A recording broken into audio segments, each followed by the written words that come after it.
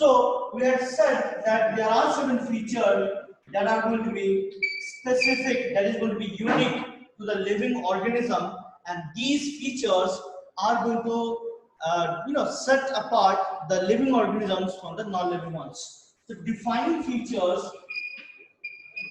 of living organisms. And we have talked about two defining features. One, if you remember, the metabolism, or that is your cellular organization. And the second one was Response. yes, response to external stimuli. It is also referred to as irritability. Irritability. And again, this is also, we can write about the self-conscious or consciousness. So we have learned about this, and we had explained few concepts on why reproduction and growth cannot be a defining feature. It is no doubt a feature of living organism, but again, we cannot consider as a defining feature, and we discussed as to why. So today we are going to continue the discussion. We are going to learn about biodiversity. Okay, there's a concept on biodiversity. And in the biodiversity, right, we are going to talk about the presence of a large or numerous different species or different types of organisms, billions of them.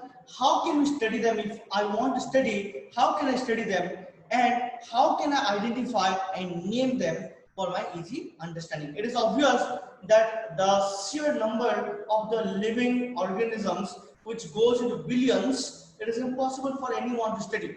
And when we are having a situation like that, how can we study? We have to study everything, but how? So we are going to group them, we are going to put them in a particular group, something that we are going to talk about in taxon, and use the taxonomical studies and taxonomical aids to help in understanding different types of organisms and what are their features and how they place themselves in the hierarchy or in the evolutionary pattern. So these things we are going to discuss today. And first I'm going to show you the PowerPoint presentation that is based on this concept, and then we are going to go on to the next part. So I'm going to share the screen now. 1 second.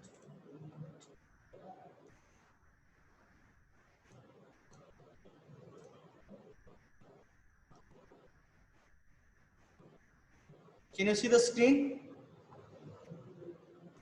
Yes. Yes, sir. Okay, good. So, Yes, sir. Good. So let me start again with the first, that is going to be the same thing that we discussed yesterday.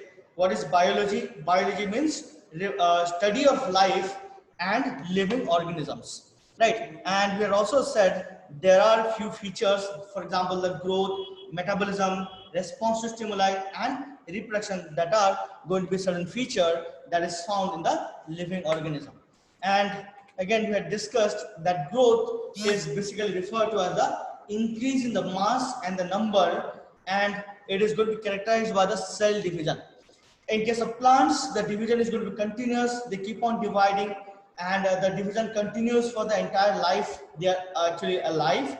Whereas in case of animal, it is going to undergo the growth is going to continue only till certain age, and after that the cell division and the growth is kind of limited. Only when there is a damaged or a lost cell, that there is going to be cellular division. And sometimes in case of unicellular organism, the growth and kind of reproduction is not very clear. You know why? Because unicellular organism, they divide, they grow, but again the reproduction is also based on that. The moment they divide, they actually undergo the process of reproduction. So in case of unicellular organism like amoeba, bacteria, the word reproduction and growth is kind of intertwined, and we cannot clearly separate them out. Now we also had learned, and we have to understand that the process of growth is actually irreversible, right? And this is going to lead to the increase in the body mass. Now, the non-living also grow. For example, there is going to be accumulation of the materials in case of the surfaces, right? That is mountains, boulders, and sand mounds. We have talked about this yesterday, and what you have to keep in mind is these non-living organisms, they grow, but the growth is on the outer side or on the surface. Whereas when we talk about the growth in the living organism, you have to keep in mind that the growth is actually going to take place inside on the inner side. Okay, please do not use the screen. Now, what you have to keep in mind because of that is this process, that is growth, is not a defining feature of the living organisms. Now, let's go to the next one, that is the reproduction. And as you can see here, I have put certain pictures here. For example, on the top left, you can see here, I have talked about, one second, I have talked about this, for example, this vegetative reproducing structures, right? And here you can see these are the spores produced by microsporophylls. Again, these are the modified leaves, right, called sporophylls, that we are going to learn in class 11 itself. And you can see here that we are talking about the asexual mode, where you are going to have simple process like the binary fission, right? So we have different methods of like sexual and asexual, but again, there are organisms who are living, obviously, but they are not going to reproduce. And we have the examples of mules and sterile worker bee, infertile human couples. And again, because of these things, this method, this particular process of reproduction is again a non-defining feature of living organism. Now next we have the metabolism.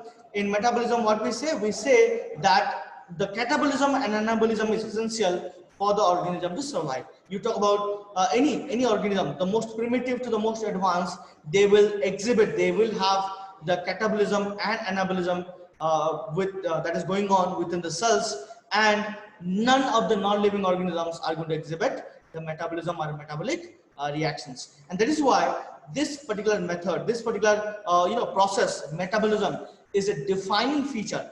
And now what I have written here is cellular organization of the body is a defining feature, because the metabolism of the inside the cell is going to kind of related to the cellular organization in the body, because there are different organelles, and the organelles actually work in tandem to get the metabolism worked in the cell. That is both the catabolism and anabolism. Hence, metabolism or cellular organization is a defining feature of the living organism.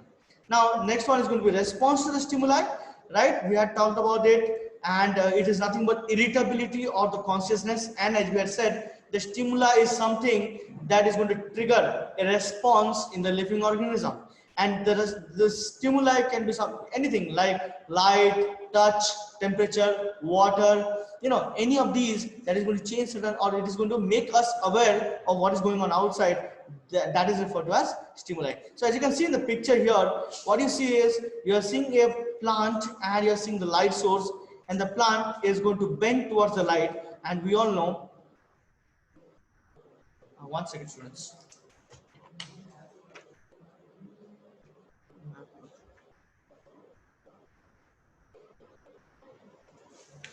So as you can see here, the image is going to depict the light falling on the plants. So here, the plant actually bends towards the light, and we know why it is phototropism. Similarly, here you can see that the tendrils move or coil around that of the the stem, or any other parts that we can see here. So the response to the stimuli again is something that you see only in case of the plants or animals or microbes that are living, and you cannot see that in case of a non-living organism. So again, consciousness that is seen in the human body or the response to stimuli is a defining feature in living organisms. So now coming to the point, how do you define something which is living? Now you have to understand that living organisms are self-replicating. They can replicate themselves. They can make copies of themselves. They are self-replicating, evolving. They can evolve, and self-regulating interactive system. It's a dynamic system we are talking about, and it's not static. It, lot of changes, changes that are going to go on continuously. So it's a self-replicating, evolving, self-regulating interactive system that has the capability, or it is capable of responding to external stimuli, right? They are able to respond to something that is going on the outside. So this is what the way we can define something that is living. This definition again is from your textbook. If you have read it, you must be knowing about it. So now coming to the next subtopic, that is biodiversity. Now, as the name suggests, biodiversity is going to be consisting of two parts. Biology, yes sir. Yes, anybody? Hello. Yes Sir, I sir. have a doubt, sir. Yes, ask. Your name? Nihar, sir. Nihar, ask. Yes. Sir is Nihar, sir. Yes, yes, please ask your question. Sir, sir is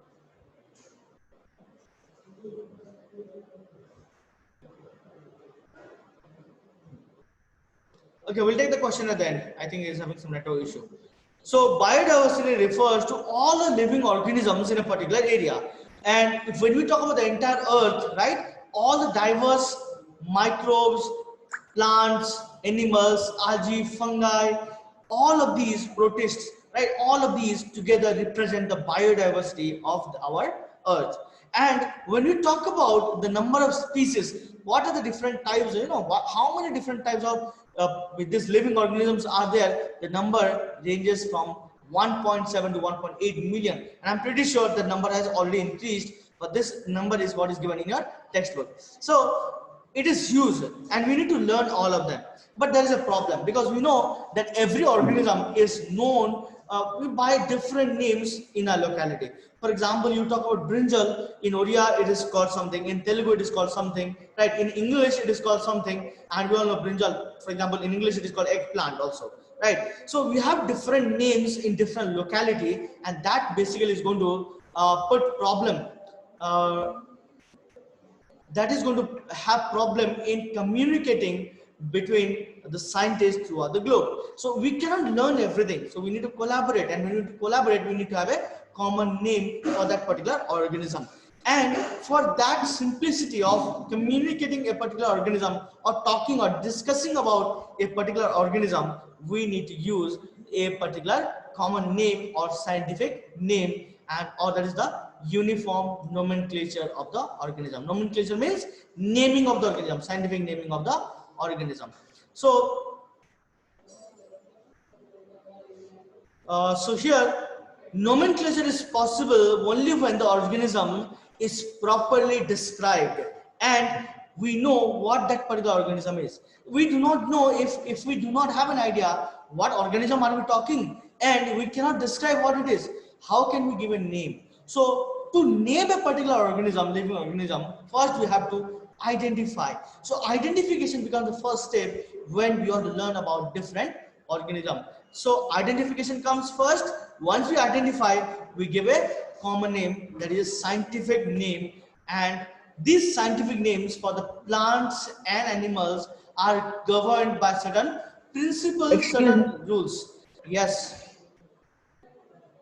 Excuse me, sir. yes, sir. Sir, the nomenclature part, identification, and along with classification, these are under taxonomy, right? Yes, sir, I'm going to that. That's why just have patience a little bit. They are all under taxonomy or systematics. We are going to talk about that in a minute. Right, what's your name? Shakti Swarup Pandas. Okay, Sakti sir, have patience. We are going to talk about that, okay? So, as I'm saying, the principles or the rules that is going to govern how can we name. See, if everybody wants to name it, then there must be a common rule that can be followed throughout the globe. Right, all the scientists can use that. So these rules are basically governed by certain institutions, and for example, the ICBN, that is going to be International Code for Botanical Nomenclature, that is going to decide, right, how the nomenclature, how the naming of the plants can be done, botanical, right, plants can be done. Similarly, for the animals, we have the ICZN. Similarly, there are many more codes that are used for virus, bacteria, that we're going to learn in the future. So you have to remember right now two, that is going to be ICBN and ICZN, that are going to be having certain rules or principles on naming a particular organism. So now, who started all this, right? Who started the scientific naming? Who are the first person? So this scientific naming is called binomial nomenclature, right? Why it is called binomial nomenclature?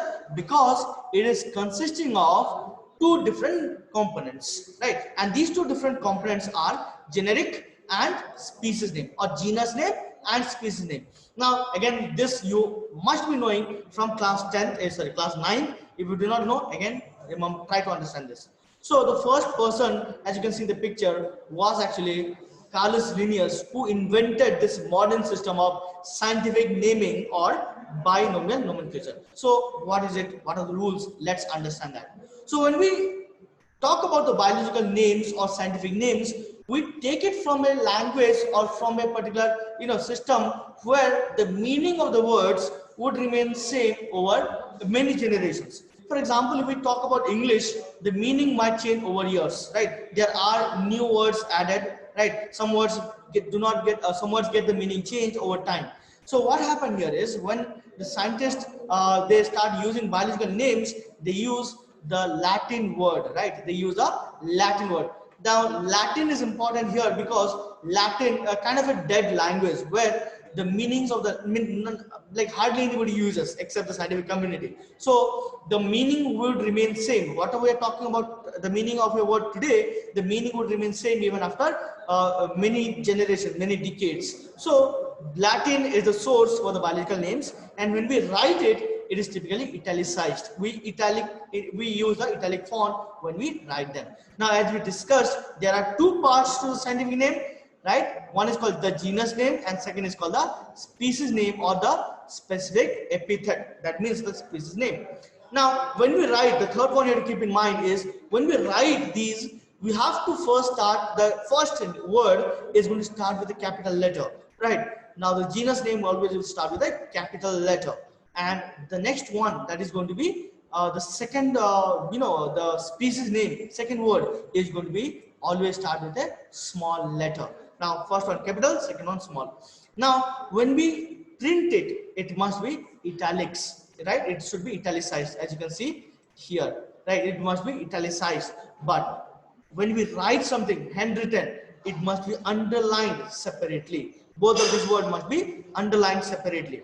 Now, some of the examples, as you can see here, we have the Mangifera indica for the name mango, Homo sapiens humans, Odalia sativa rice, Triticum aestivum wheat. Now, in all of these cases, what you see, there are two words, and these two words are again Latin origin, and these two words are italicized. So these you have to keep in mind. And when you write in the examination, you must underline the words, and if you do not, you may lose the marks in certain case.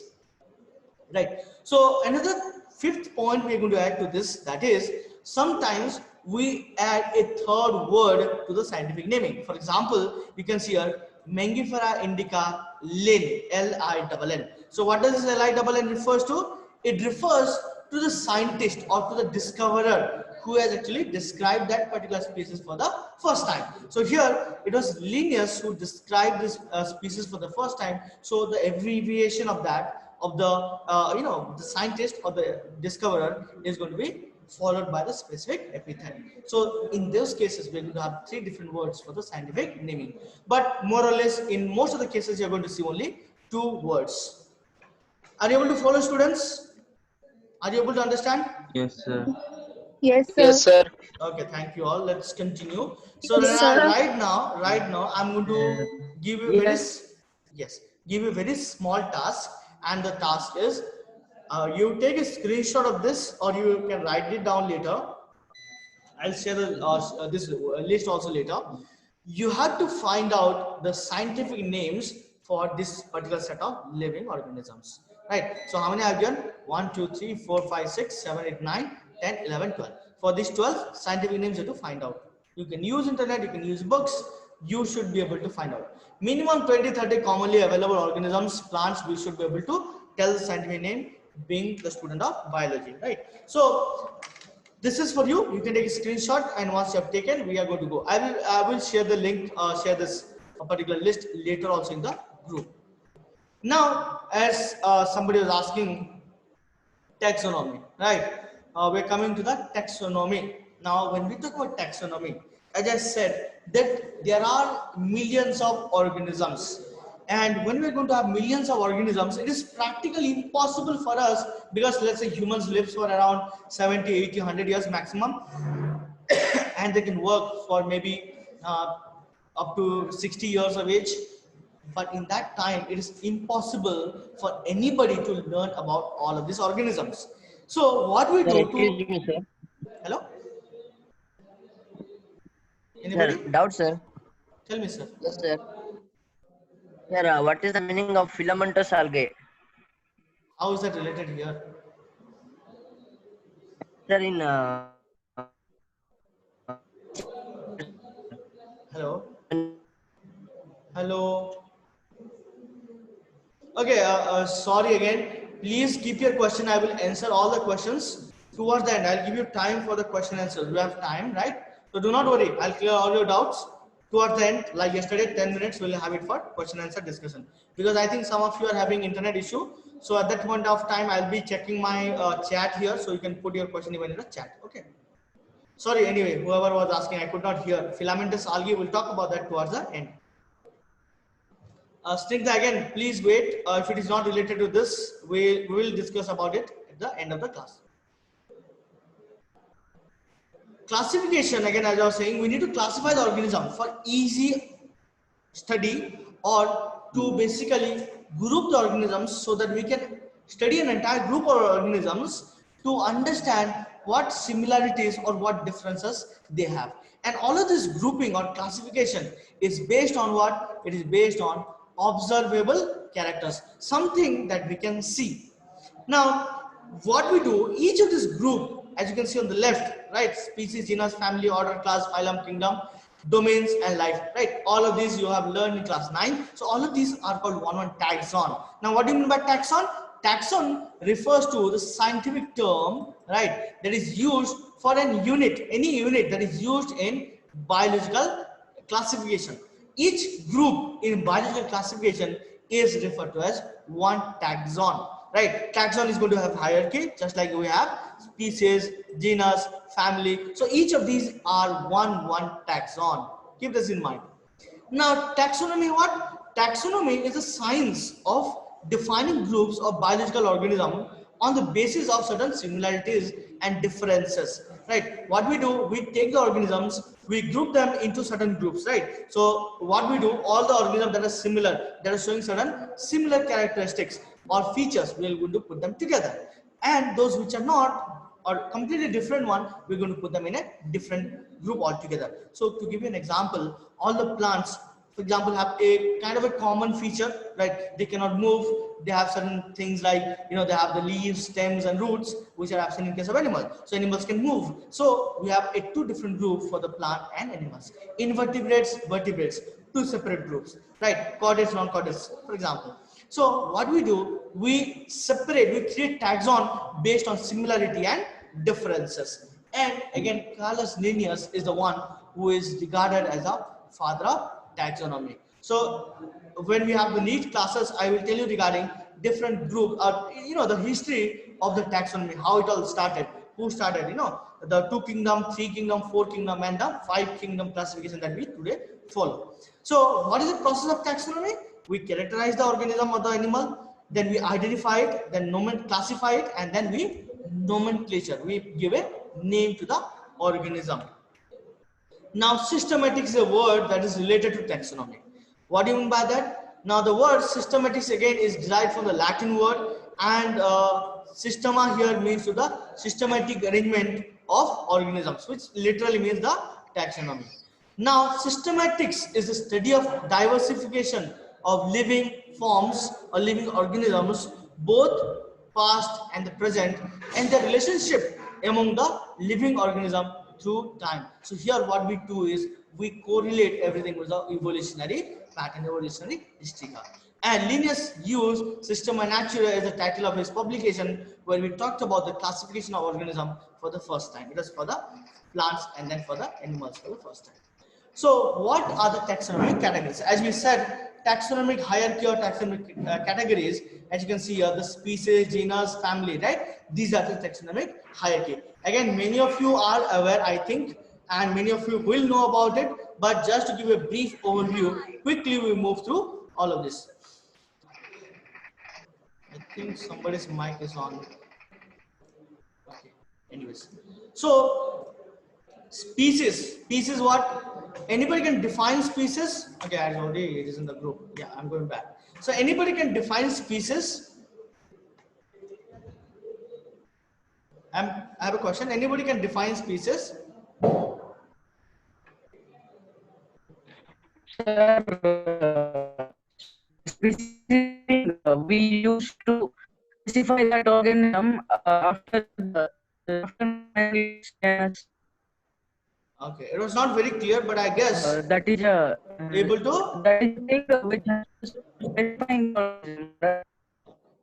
Fine. So species refers to a group of individuals, a group of organisms that are similar enough. They are similar in morphology and anatomy, and they are able to interbreed among themselves. Interbreed means what? They can copulate and they can have progeny. Progeny means child or offspring. So if they are able to copulate and they are able to have child among themselves, then we call that a group of that individual as a group of species, right?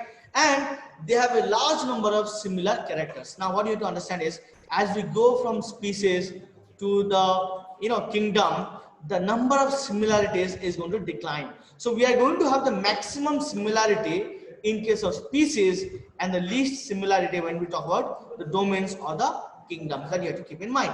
Now, for example, we are going to have the Mangifera indica, Solanum tuberosum, Panthalio, all of this. For example, indica, tuberosum here. These refer to the species, name of specific epithet. Now, the next hierarchy is going to the genus. A group of closely related species is called genus, right? So obviously, so here, for example, we talk about Solanum. Solanum is a genus. Solanum tuberosum, Solanum, here you have the potato, tomato, brinjal. All of these three different species, but they belong to a same genus, that is going to be Solanum. Similarly, what we have is lion and leopard. In both of this case, they are going to, and tiger also, they belong to the same genus, that is Panthera. But the species is different. For example, for lion, the species is Leo. For leopard, it is going to be, Predus, and for tiger is going to be Tigris. Yes, Harshita Chaudhary, is this related to this?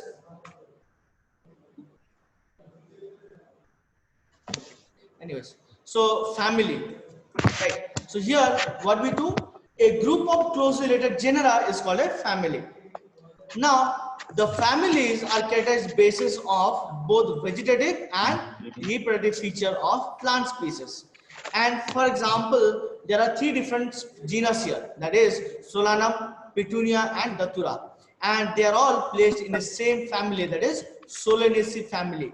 And we're going to learn in detail about the Solanaceae family, Fabaceae family, and Liliaceae family in our discussions in the later chapters. And in animals, the genus Panthera and genus Felis belongs to the family Felidae, right? So some of these examples you have to keep in mind. Next, you have the order. Order, of course, is going to be related to the families. Yes, anybody? Okay. What does that mean? Your audio is not clear over your actually. 2 minutes. Sir, genera. What does genera mean? Genera, okay. Genera refers to genus only. Genera, genus, same thing. Species, specific epithet, it is the same thing, okay.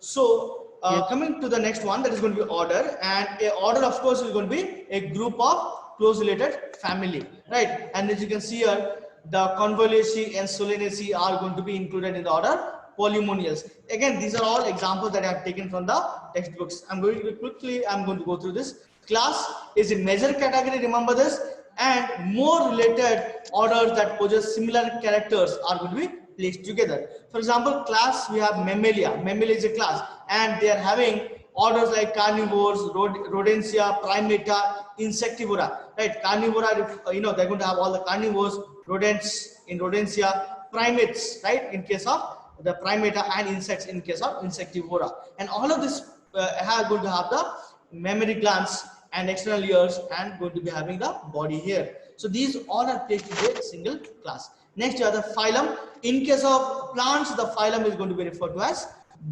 divisions. Division in case of plants, phylum in case of animal, right? So as you can see, a group of closely related classes is called phylum, and in case of plant kingdom, right, the phylum word is replaced with division, right? So next we are going to have the kingdom. In case of kingdom, you have number of phylum. For example, the kingdom Plantae is going to be consisting of different divisions. For example, bryophytes, pteridophytes, angiosperm, gymnosperms. Gymnosperm you might be knowing, class 10th, class 9th you have learned about this, right? Bryophyte, pteridophyte, then you have angiosperm, gymnosperms, right? All this monocot and dicot, we have learned about this. So this is how the hierarchy is going to go on from species to all the way to the kingdom, right? We don't have to worry about domains now. We will talk about that in the upcoming classes. So as you can see, species, genus, family, order, class, phylum, kingdom, and domain. It is very important, dear students. You have to remember this sequence properly. Many times it is asked directly in the examinations, and also in NEET they ask definitely about a particular organism, and they'll find out, they'll ask you to place a particular, for example, they'll give a sequence, they'll jumble it, and they might ask you to reorder it. So you have to remember. So the most common is going to be domain. The most common characters here is going to be species, and least is going to be on the domain side, right? So when we talk about similarity, the similarity increase when you come from the kingdom all the way to the species. Anyway, so with that, I'm going to stop the share and I am back here. Okay, so right now I'm going to enable the chat. If you're having problem, okay, nothing is visible on the screen. Okay, let's change. So Harshita Chaudhary is asking, explain about Solanum. Okay, now as I said, Solanum is going to be a genus, and that Solanum is going to have number of different species. For example, the brinjal, then you have the tomato, then you have potato. All of these belong to the same genus. They are all different species, right? So we have a family that it belongs to called Solanaceae, and we'll be learning about that in the upcoming classes.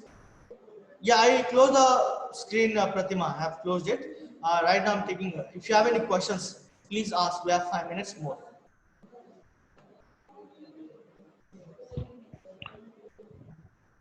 Sir, Yes, Pratik. sir, what do you mean by external ear and body ear, sir?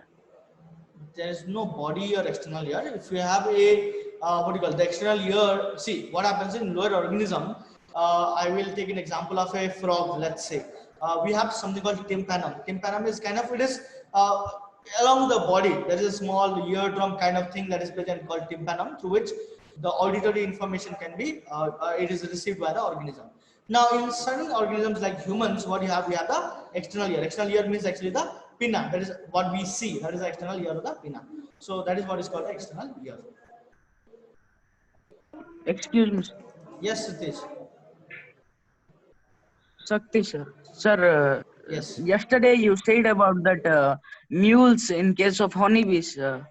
I didn't say mules in case of honeybee. I said gave example of mules and honeybee. No, mules and then you. Yes, yes, Yes, sir. yes. Mules and then you said honeybees. Sir, in case of honeybees, there are three categories of bees. Yes, yes, The queen bee lays eggs for reproduction. yes, The male bees are fertile and they are drones, and the worker bees, they are non-fertile, sir. yes. So the worker bees are females, and their role is nothing in case of reproduction. See, what happens is exactly as you said is right. So what happens in this case is there are three categories, and you learn in class 12 about how they are, the male and female is decided. See, for example, in most of the organisms, what you have is the X chromosome, that is a sex chromosome that we have. Now, in case of honeybee, it is based on chromosome number. In case of female, what we have is, as you said, the queen is going to lay the eggs. So queen is going to have 32 chromosomes, whereas the males are going to be having only 16 chromosomes. And many of them, many of what you call the bees that are formed actually are going to, they do not form into the queen. Now only the queen in the entire beehive is going to lay the eggs. You are right in that case, and that is why we said the non-fertile bee, that is not going to be reproducing, but the other ones can reproduce. And there is something called parthenogenesis there, right? Without fertilization, the organism is going to grow. That is called parthenogenesis. Now, in case of plant, we have parthenocarpy. Again, these two concepts we are going to learn in class 12 in detail. Okay.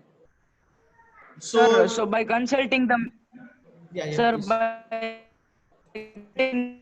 Hello. by consulting the male bees and the queen bee, we can sir by consulting the male bees and the queen bee, Yes.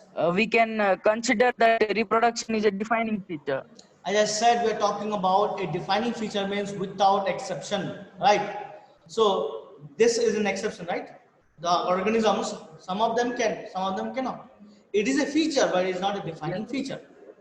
Defining feature means Yes. everybody, every living organism should have it without exception. Here, inside our organism, like within our organism, it's a species. In that species itself, we are having exception, right? Some of them can, some of them cannot. So that itself are going to defy the fact that they're a defining feature because everybody should have it. Am I clear? Yes. Okay. So is death okay? And Okay, yes. Nihar is asking, is death a defining feature? Of course not. Yesterday we had discussed this. Death is not a defining feature. Sneha Tripathi, what are the advantages of giving scientific name of to an organism? See, as I said that let's say a particular let's say a particular brinjal, let's say, in we are going to have different names when we go to different parts of the world, right? Three, four, five different names. I'll give a better example. So we have 1 minute left, and I'll give a better example. Suppose I work on a snake species in India, okay, and somebody else is working on the same snake species to find out something interesting on a different part, let's say China or let's say Japan or America, different world, a different part of the world, people are working on a snake species that happens to be the same thing. Now I have to share my work, I need certain help. How would I communicate with that particular scientist from a different part of the world? I cannot, because the name I will tell is going to be different in my area than in that particular country. The country, based on the country, the name of the snake species might differ. So if we have to collaborate, if we have to share our ideas, we cannot. As simple as that. So when you want to work, when you have to learn about the organisms, when you learn about a particular group or a individual organism or a plant or a particular species, we have to make sure that a particular simple name is given or a universal name is given to them. For example, many of us have nicknames, right? We all have nicknames. Sometimes our family gives, we have a family name also. Then our friends give some names, right? Our close relatives gives us some name, and we have a school name, right? And you all know that everybody use the school name. Why? Because that is official. In that name, everybody will know you. But your pet name or your home names, that only some people know. So for that reason, for having a universality in the name, we are going to use that. Anyway, quickly, is okay. I'm going to say, what is chat? Where is chat? What's happening?